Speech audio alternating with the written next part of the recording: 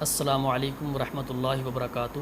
ناظرین کرام، سورۃ البقرہ کی آیت نمبر 260 میں اللہ تعالیٰ نے فرمایا ہے وَإِذْ قَالَ إِبْرَاهِيمُ رَبِّ أَرِنِي كَيْفَ تُحْيِي الْمَوْتَى، کہ جب ابراہیم علیہ السلام نے کہا اے میرے پروردگار مجھے دکھا کہ تو مردوں کو کیسے زندہ کرتا ہے۔ بعض لوگوں کو اس سے غلط فہمی ہوئی کہ ابراہیم علیہ السلام نے اللہ تعالیٰ کی قدرت میں شک کا اظہار کیا، تو یہ ابراہیم علیہ السلام کے شک کا اظہار نہیں تھا، قطعاً ان کی طرف سے شک کا اظہار نہیں تھا، کیونکہ اس سے پہلے آیت نمبر 258 میں جب انہوں نے نمرود سے مناظرہ کیا تو انہوں نے اللہ تعالیٰ کے بارے میں سب سے پہلی بات جو وہاں پر کہی وہ یہی تھی کہ ربی الذی یحیی و یمیت۔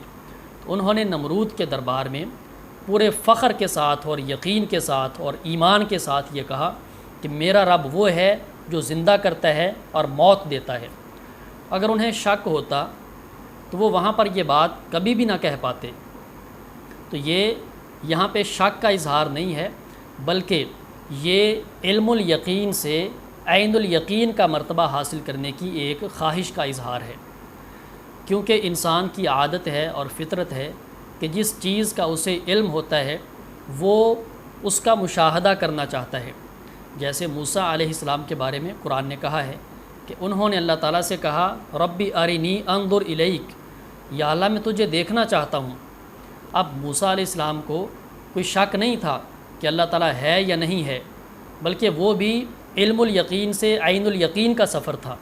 تو بالکل اسی طرح ابراہیم علیہ السلام کا بھی یہ علم الیقین سے عین الیقین کا مرتبہ حاصل کرنے کی ایک خواہش تھی، شک اور تذبذب اور تردد قطعاً نہیں تھا۔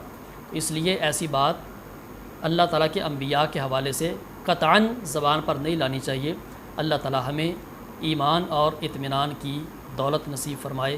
والسلام علیکم ورحمۃ اللہ وبرکاتہ۔